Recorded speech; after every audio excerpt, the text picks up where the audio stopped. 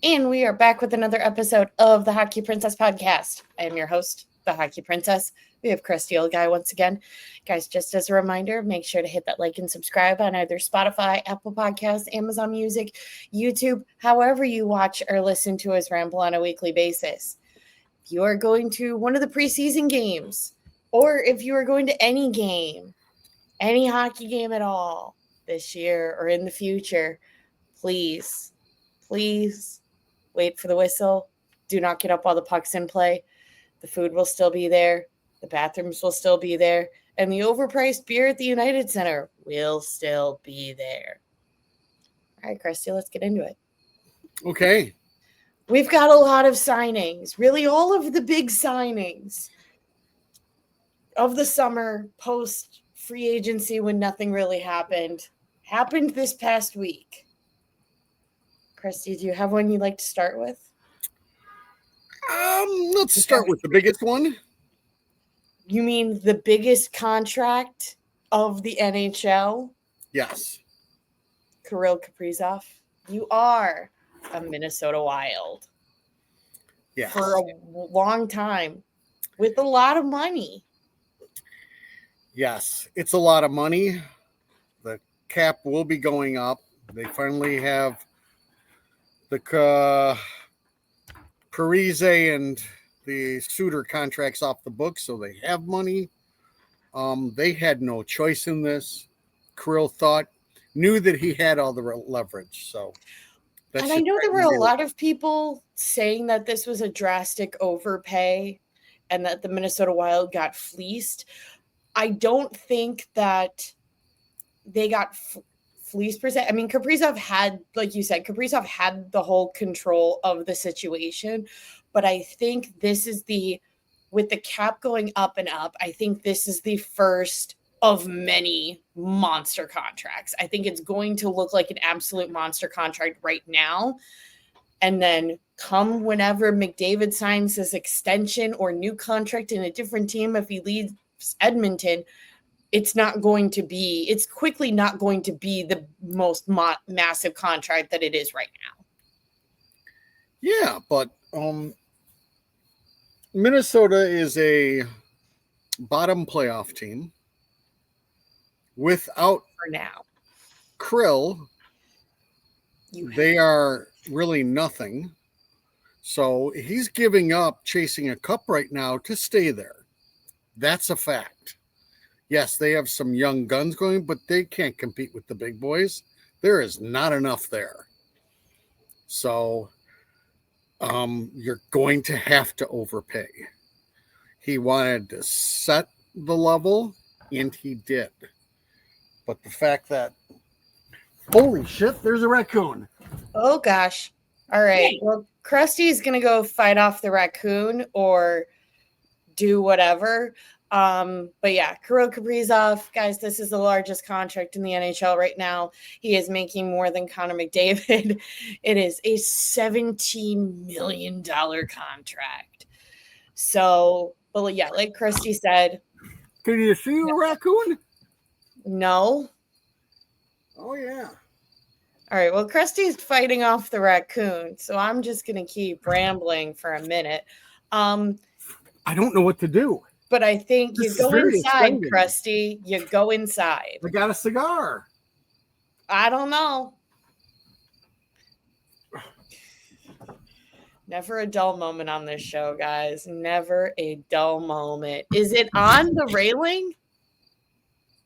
Oh, my God. It's not even scared of me. Oh, my God. I see it. Yeah. That's a big boy. I know.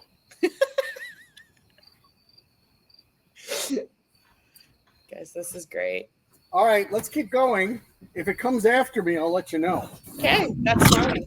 But I think this is good for Minnesota. Like you said, he is the guy for Minnesota. So it's not like Minnesota had a lot of options, because you certainly don't want him to go for nothing. And even if you do trade him, the likeliness that of getting a Matthew Tkachuk, Jonathan Huberdeau, like 1-for-1 sort of situation is very slim. And so if you do trade him, you're getting less back potentially. So you're better off just paying him what he wants. I believe so. All right. The raccoon has gone away. All right, the raccoon has gone. How's that for excitement, everybody? It's some great excitement, Krusty. All right. Now you guys all know what kind of baby Krusty old guy is. I hope you're all happy. Jumping to our next contract extension. You did a really good job there handling everything, though. Yeah. Appreciate it. We've got one that Krusty, we're kind of excited for this. I'm just excited to see this man employed because I really didn't like him practicing with the Ottawa 6'7s. So then he decided to sign in Anaheim for 6 years at $7 million. And that is your Mason McTavish continues to be an Anaheim Duck. I know at least we were hoping that, potentially he could come here, but he's not. He's sticking in Anaheim.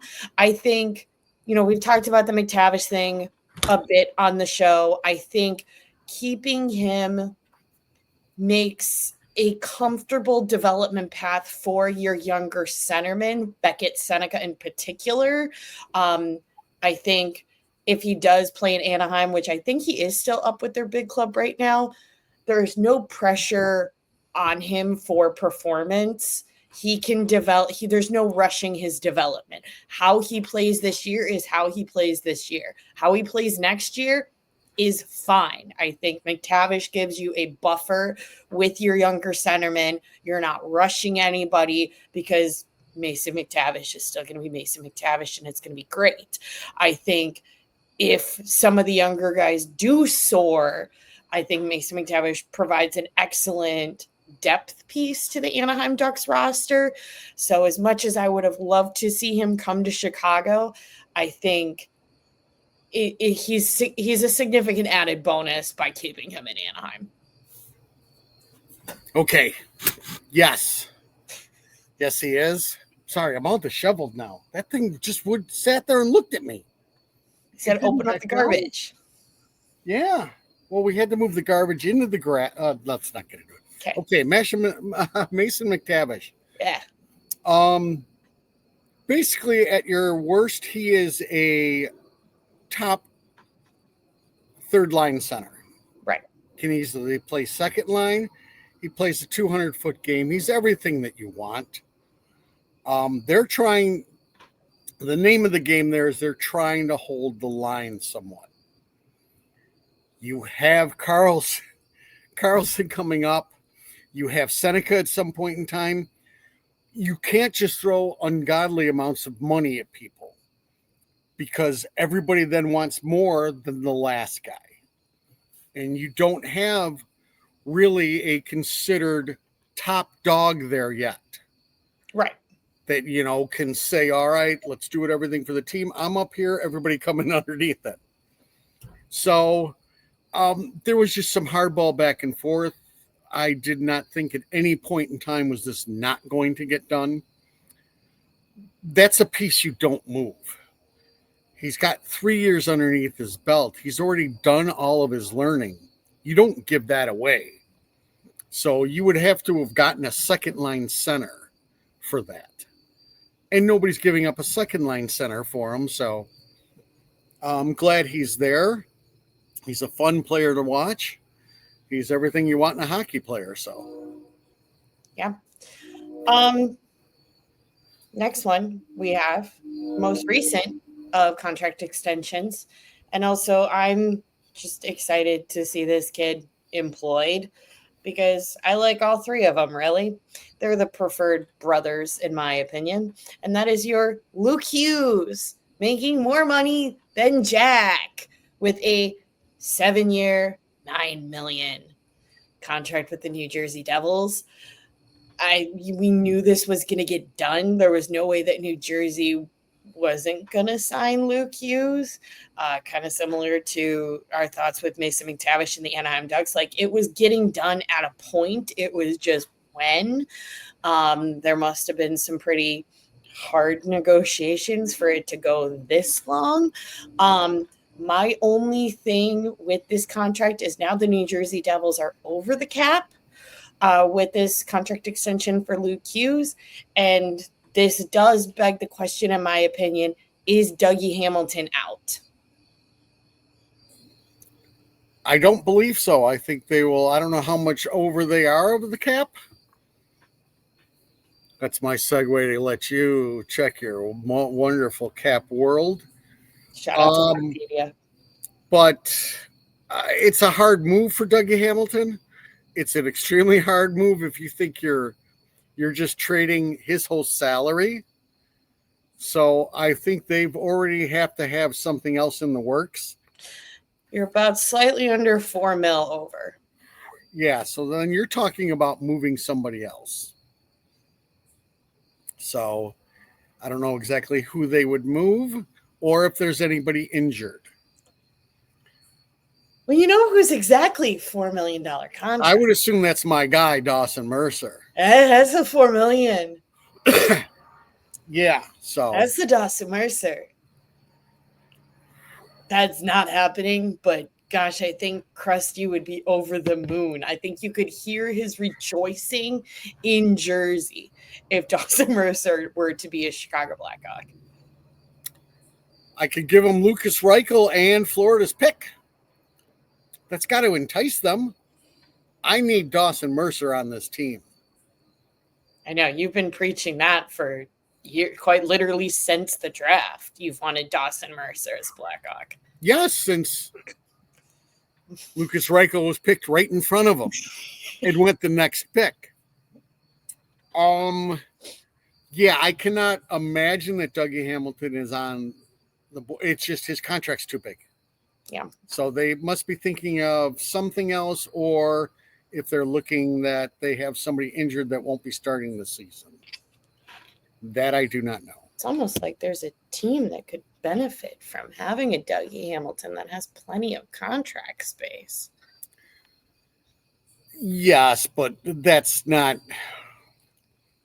Looks like for injured reserve, you've got Stefan Noesen out with a $2.75 million hit, and then sorry, Neil, for butchering this because this kid does get talked about quite a bit too. It's the Kovacevic kid with a $4 million cap hit on the injured reserve as well. Yeah, so I think that's where you're going to have it. And so they'll make the space and then they'll worry about it during the season and maybe try to move somebody. But I just think Hamilton's too tough of a move. Maybe they decide the heck with it and move him and retain half. But then if you retain, that still counts against your cap. Yeah. So you still have problems. Yeah. So Dawson Mercer to Chicago. Yes, I would love that. That is Krusty's kind of hockey player. I don't even think he would come at the Florida pick. Maybe he had a rough season last year, but again, he's another guy that's done his 3 years. Yeah.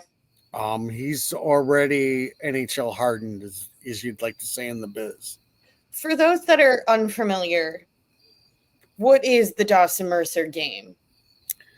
The Dawson Mercer, he has high-end skill, but not the high-end skill. He does not have Jack Hughes' skill. He has the ability to play with anybody like Jack Hughes. He is not Frank Nazar, but he can play with Frank Nazar. Correct. Okay. Dawson Mercer is a lot more sound defensively, where NASCAR has the ability to generate his own line. Dawson needs some help around him. Yeah. He's going to need somebody else to help drive his line. That was the problem this year when Jack Hughes went out. He's got to then bump up into the lineup as a second line center. And that's a tall ask for a Dawson Mercer. So that's kind of it. But on a team that has no talent, which the Blackhawks kind of are at, It'd be a welcome addition. Yeah, that'd be great. Especially you wouldn't have to give up the moon for him. But if I'm New Jersey, I mean that's a player I'm keeping as a third line center. That's pretty cheap. Yeah. So, and again, Luke Hughes is. I don't know where he's going to be at completely. He is no Quinn. Who is Quinn Hughes? Right. Really? But I mean, that's the difference maker. He still has his fleas defensively. So that's a good amount of money. So, but again, you got to appease his brother. There's a lot going on there. Yeah. Yeah. So I think that those are our big contract extensions for this week. We don't have anything crazy aside from those three. That's kind of the crazy of the week. Other trade, not even really a trade, but Connor Ingram of the Utah Mammoth has been traded to the Edmonton Oilers for future considerations. We've talked about Connor Ingram before. I believe that this is a wanting a fresh start from the current or the organization that he was with. Edmonton Oilers are always in conversation with, are they going to pick up a goaltender? Is Skinner and Picard the goaltenders that they're going to continue with? That has been the constant conversation the past couple of years. And quite frankly, I think that's the constant conversation every time Stuart Skinner has a bad game, which is not a dig against Stuart Skinner. There's been plenty of times that man stood on his head, but it's a constant thing with Edmonton. So I think it's an easy pickup for the Edmonton Oilers. Personally, I'm very glad that they picked up Connor Ingram and not the other goaltender that they were rumored to pick up. So, but I think this makes sense for the Oilers.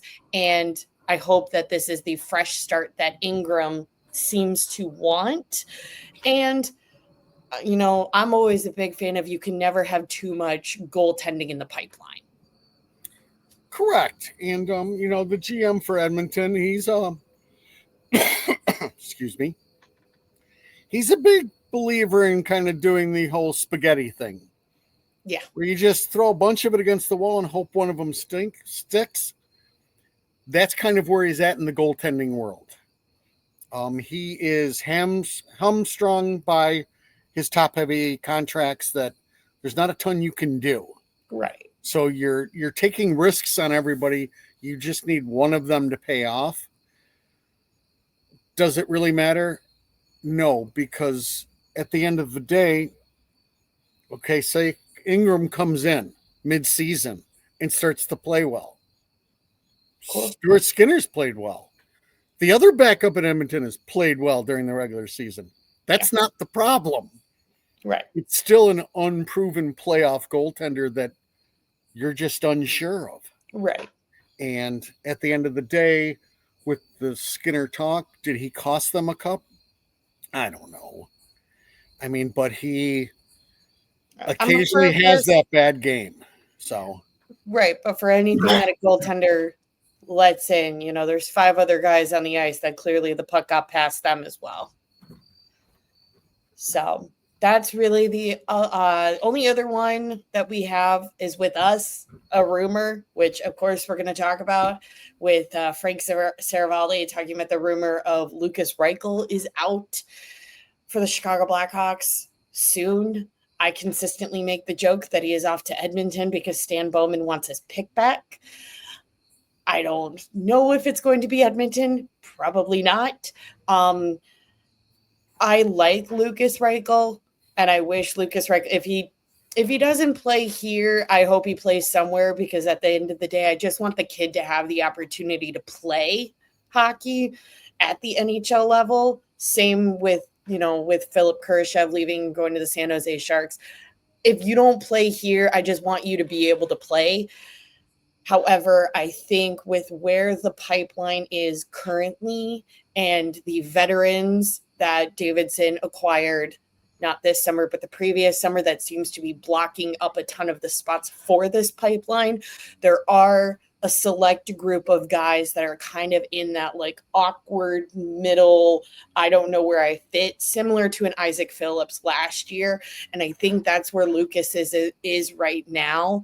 And so I think Davidson and management, if they do move him, it's because they're at the point of realizing that he just doesn't have a space within what this team can be in this rebuild. Well, right, but this is where the masterclass comes in. We're the worst team in the league, and we've stated he can't make it on our top 6 in the worst team on the worst team in the league, and we're saying he can't play bottom 6 minutes. Well, what team needs somebody who isn't good enough for the top 6 and can't play bottom 6?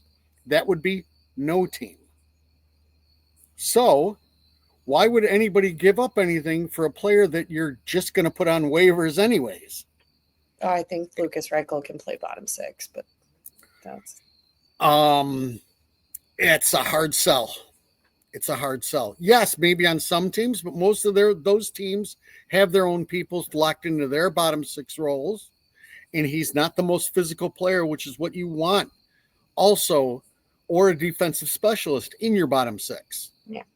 And that is Lucas Reichel is a prime example of what we fear of being Blackhawk fans is there was no development. I have the big worry of Moore, which we'll talk about later. Yep. But basically, he was sent down to Rockford. But as a punishment, not to develop. Not as a punishment, but at no point in time was he reined in and said, we want you to play this way.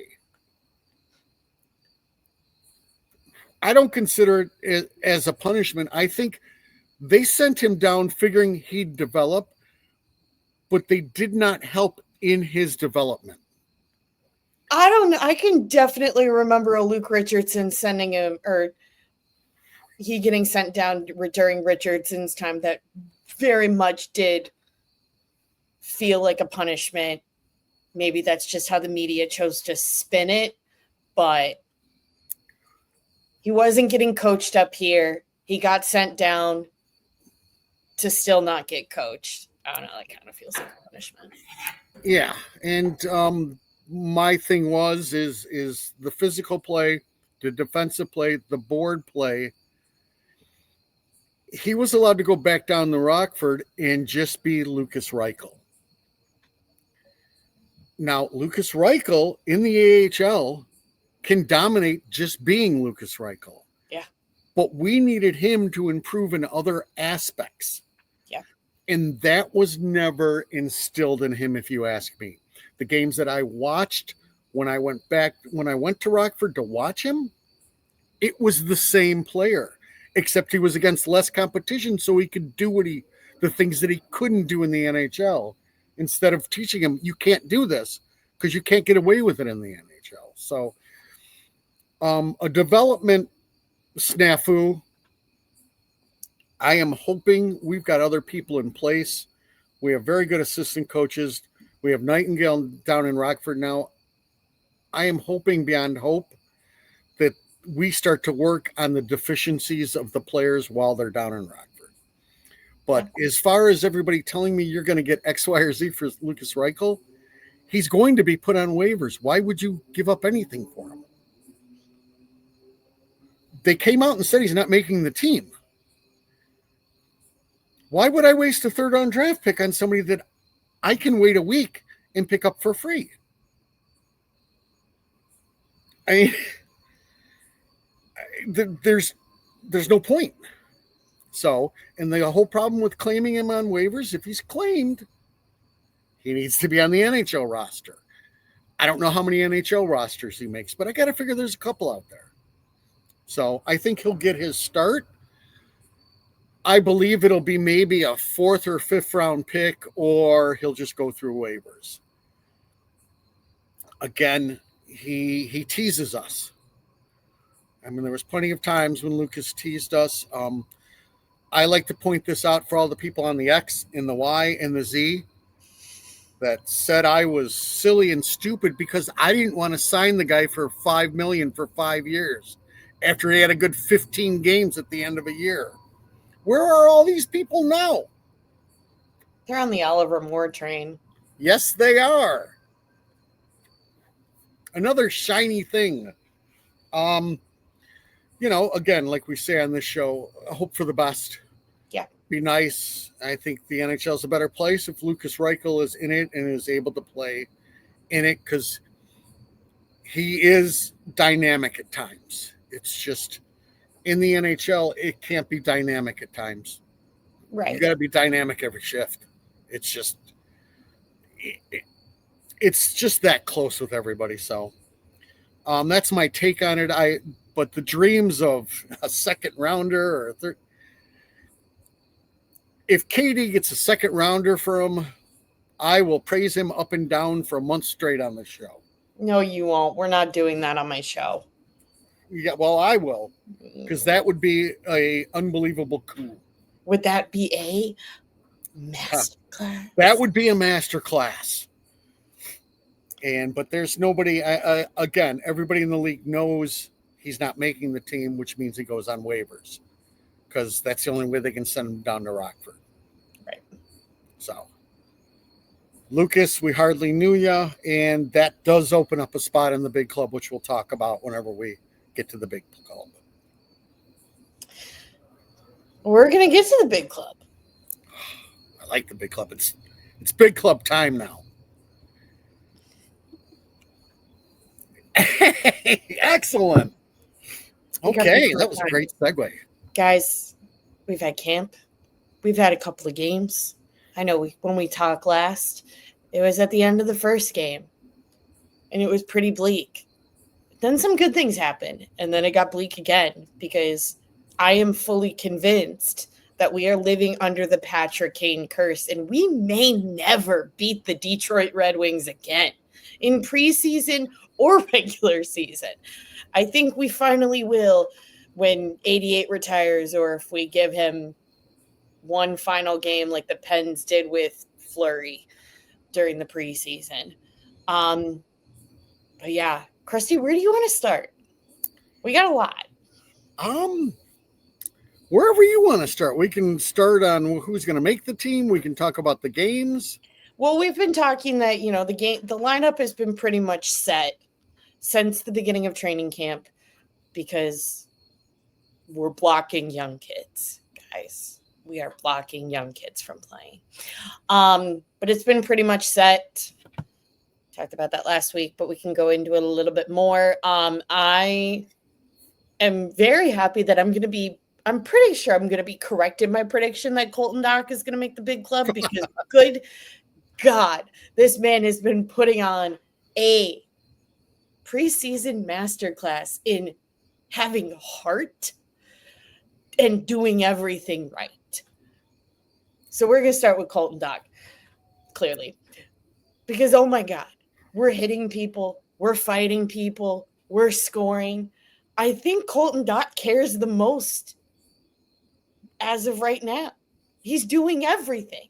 He's doing everything right. I know there's the big if he stays healthy, but you know what? We're drinking the Kool-Aid right now. We're living in the positive, and he's healthy right now, and he's doing good things.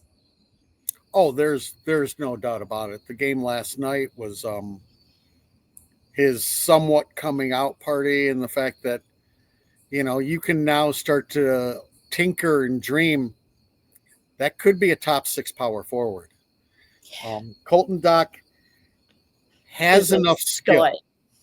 He won't be a line driver, but he's perfect to fit in that power forward role.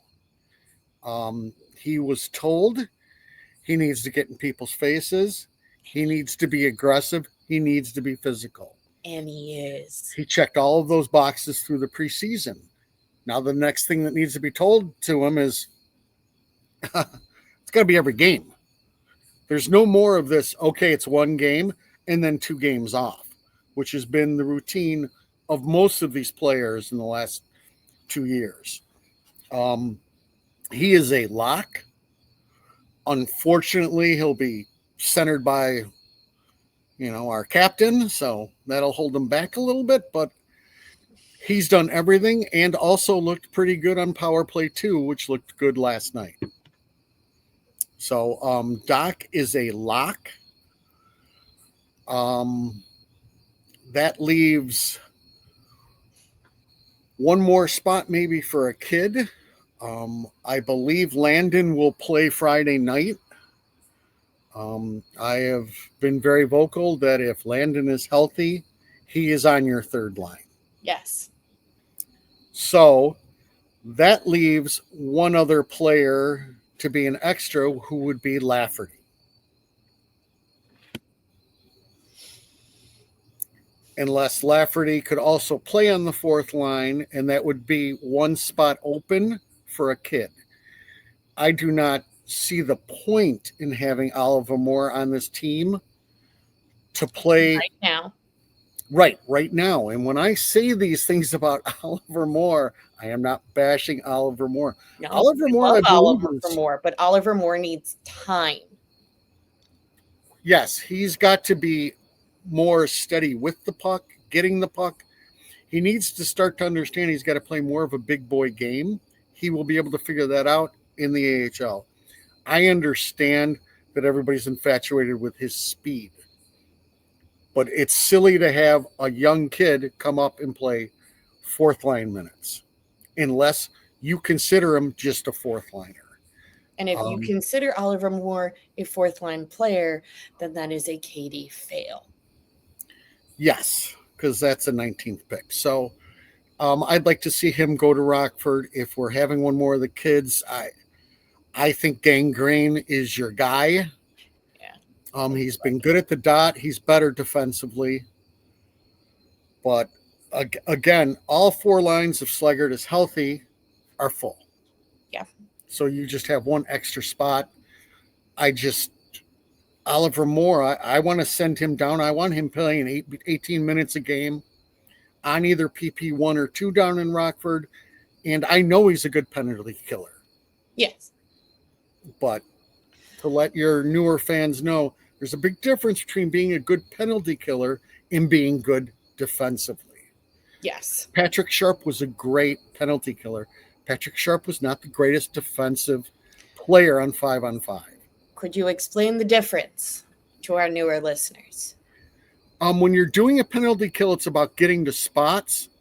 You don't have the one-on-one battles that you have in a 5-on-5 game.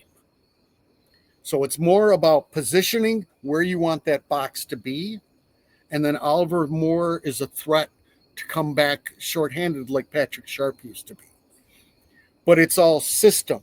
It's all anticipating where things are going, and moving is one unit.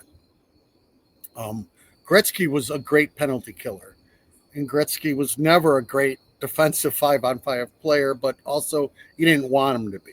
Right. So that's kind of the difference. There's just a lot more one-on-one battles when it's 5-on-5.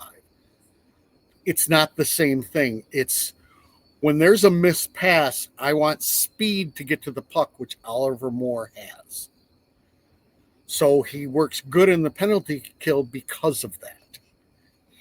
So that's the difference. Where if I'm playing 5-on-5, as I said, it's a lot more one-on-one battles, holding the puck or getting the puck.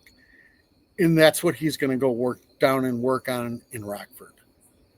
So that's my take on the lineup. We still have the other end, which I still don't know what's going to happen. I don't think we know what's going to happen because the pickle's hurt. So yes. This might change. This might be different in a week. Let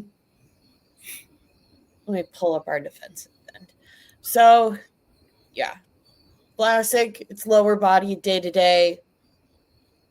If you figure he's fine by Florida, yes. I'm assuming it might just be, Blashill's like, I know what you can do.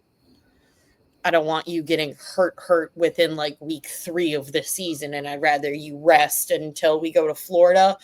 So I'm going to take into consideration that Alex Vlasic will be healthy come October 7th. October 7th, yes. I mean, Murphy's a lock. Korchinski was sent down to Rockford today, so that kind of does answer the question of what is going on with Core. He's down in Rockford. I've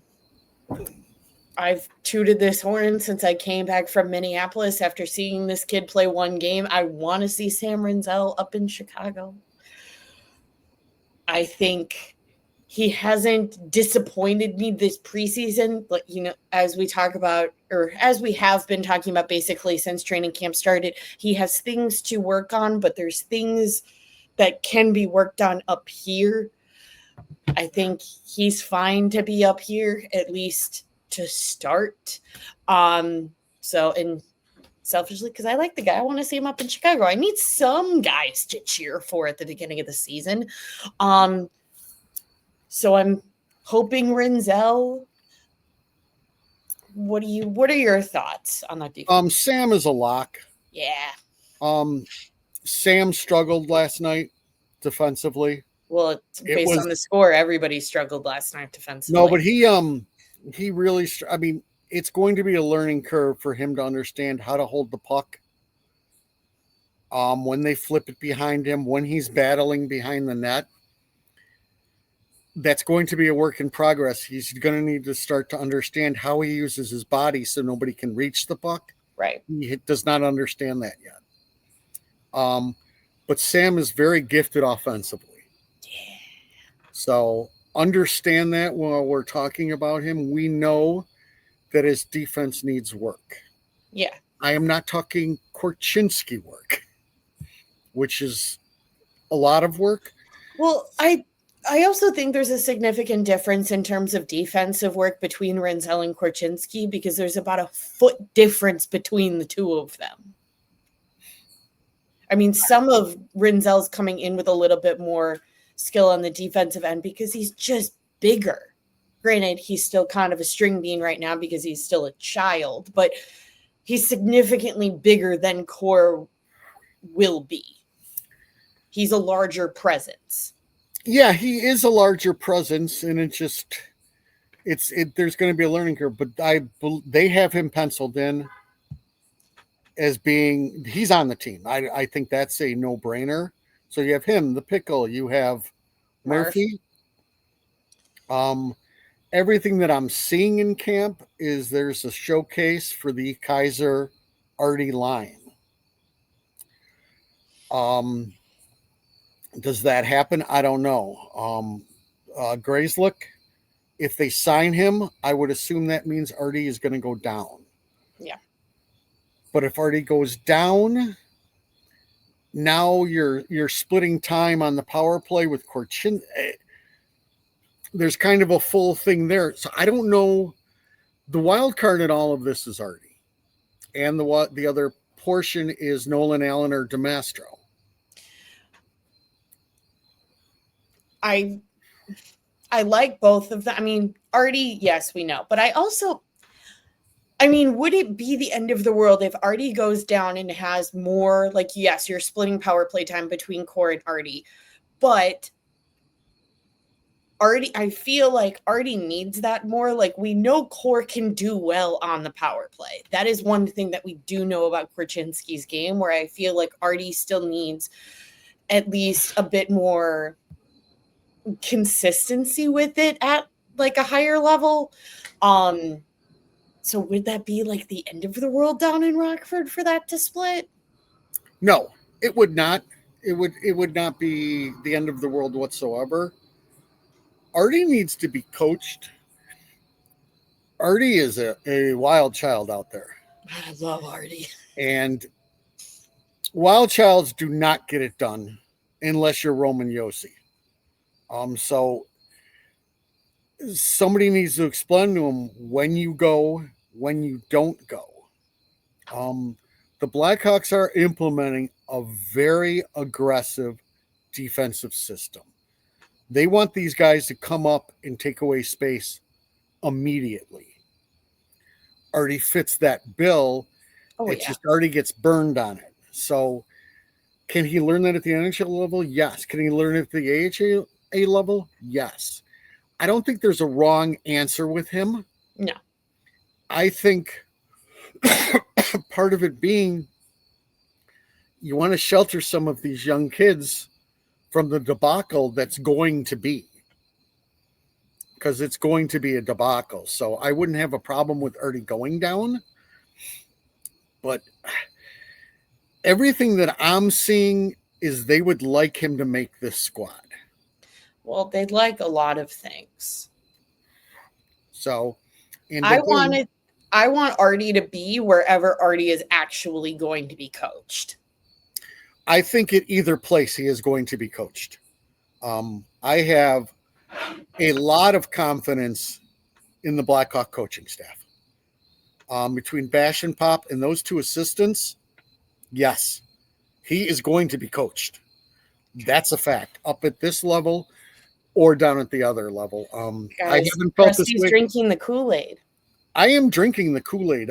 Those two assistants are very, very good coaches. So their assistants might be better. Yes, Hockey Princess. Can I ask of the change of heart? Because I believe after the first preseason game, you were wondering how everybody else's reaction to it. You're like, I'm upset, but I'm not really going to have a reaction until other people have a reaction. And then I sent you Blashill's reaction, and you were like, it's the same thing. It is. I think he took one for the team. Okay. And just took the abuse for it. I think they have played more aggressive. They're just not good enough right now. But as far as that coaching staff and what they're going to be instilling on a game-by-game basis, I do have confidence in. I think either one of those assistants might be better than any head coach that we've had in the last 4 years. So there's talent there, and there's teaching talent. So again, Artie brings people into the stands a little bit more. There's a lot more hype during the game when Artie's on the ice. Oh, definitely. Because I'll tell you that 55 entertains you. He might give you a heart attack and he might make some bonehead plays, but he is going to entertain. Oh, and they might want that up at the big league level. True that. It's fun. And then getting to our other tandem. I like both of them. I hate to see one go down again, but I also have the feeling that between EDM and Nolan Allen, one of them goes down, and then one of them is the slot replacement potentially if KD is looking to keep both Nolan Allen and EDM. One of them is the piece when Murphy's gone. So I think if one of them does go down at the beginning of the season, one, it may just be until Connor Murphy gets hurt. And two, I think this is if both of them are staying, this is the final time that one of them gets sent down, because I think one of them then will fill the spot when Connor Murphy leaves. It's between Ethan DeMastro and Nolan Allen. I'm leaning more towards Ethan DeMastro. Maybe it's a size thing. I just think he has slightly more of a consistent game. I like both of their games. And I also think DeMastro's just been seen more this preseason than Nolan Allen. And I like what I'm seeing from the kid. So I think it's going to be EDM. And then I think you've got Nolan Allen coming up at first sign of injury, or if there's any flip of anybody. I believe that they're both going to make the squad. I believe Grzelcyk will be decided on what they do with Artie. Okay. If Artie goes down, Grzelcyk is signed, because Grzelcyk can also run power play too, more than easily. He is a power play specialist. So he then would maybe pair with Murphy, and then you might have EDM and Nolan Allen. The other one is Creature. Creature seems like the lost person in all of Well, this. if you've got Gritzlick with Murphy, where's Kaiser? That's a good point, because Kaiser would be with Murphy. Yeah. So, well, maybe Gritzlick, if Gritzlick gets signed, Nolan Allen stays down. Definitely. You're really confusing me now. I guess it also just depends on Creature. Yeah. It depends on if Gritzlick gets signed, he is going to play. Yes. So that means one of your younger kids is going to see the press box at times. Is that what you want from them? I don't know. Yeah. But you're going to want him to run power play too if Artie's gone. Right. I don't like Kaiser on it. And he hasn't really gotten any work on it. So more to be revealed. I think you'll find out Friday night by the lineup. Yeah. Which will be skewed because the pickle's not ready, but yeah. Nolan Allen looked phenomenal in his game that he's played. EDM has looked good and looked bad. EDM's footwork is a little less than Nolan Allen's. EDM is also more physical. So it's what you want. You need some thumpers, and unfortunately, the two trees aren't thumpers yet.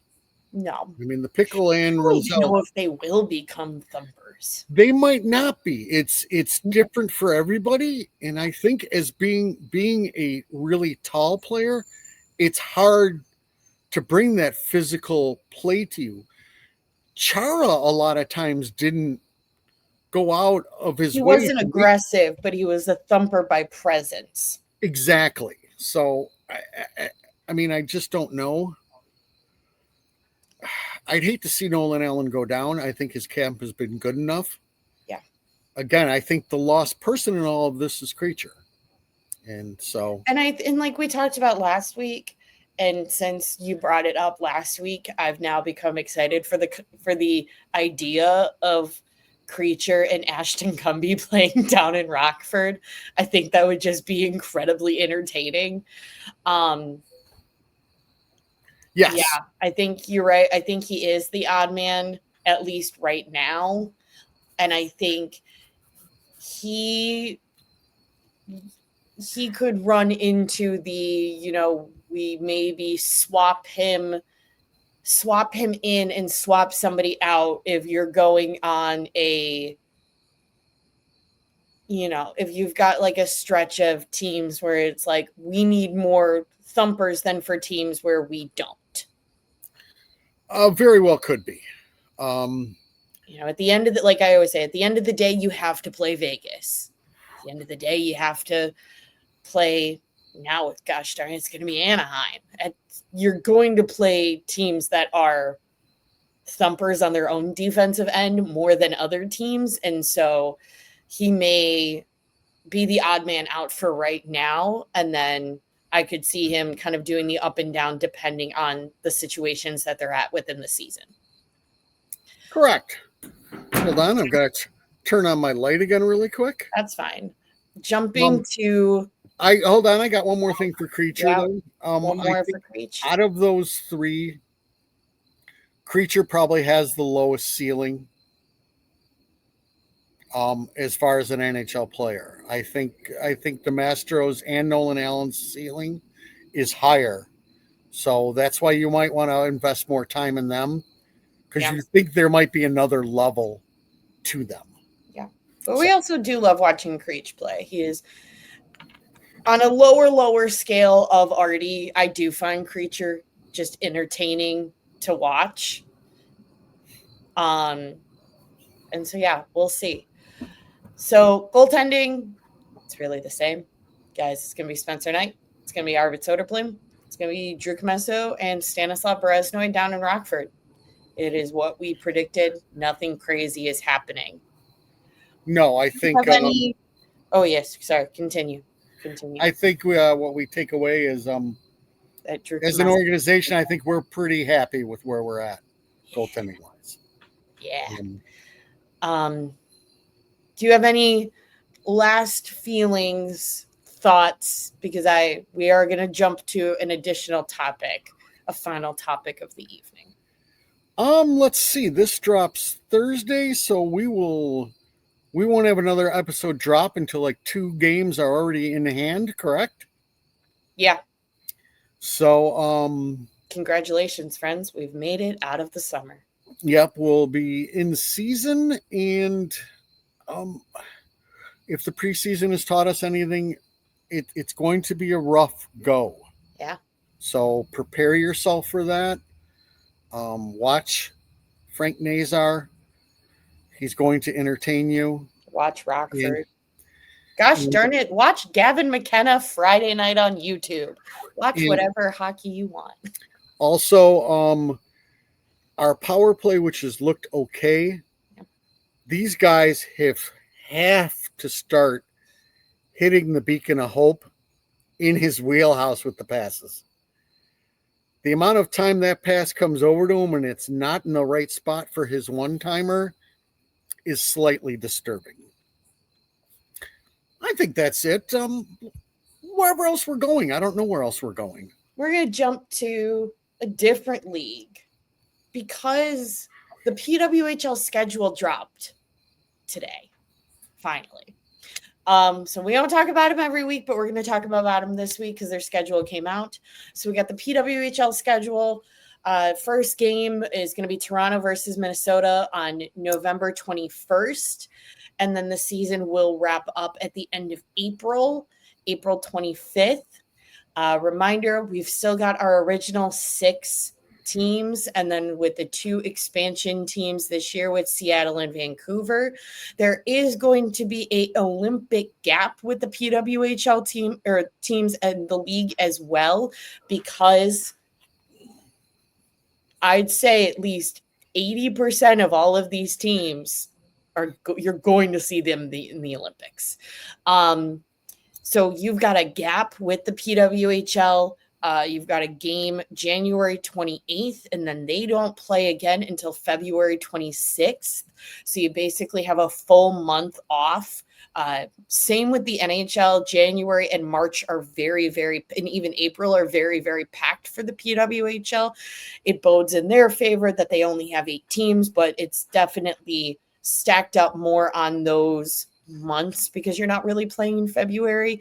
I will say, for anybody that is getting into hockey or planning to watch the Olympics this upcoming year in Milan, I would highly recommend watching a PWHL game, watching a couple of PWHL games, or familiarizing yourself with some of the bigger names in the PWHL because they're going to be in the Olympics come February. Sarah Nurse is going to be there. Hillary Knight's gonna be there. Krusty's hoping that Abby Murphy is gonna be there. What do you mean hoping? Abby Murphy will be there. And so it's highly accessible. PWHL, you can watch the games on YouTube. They're on other services as well, but I think the universal easiest spot to watch them is on YouTube. Not all of the interesting thing though with their schedule is not all of their locations have been announced.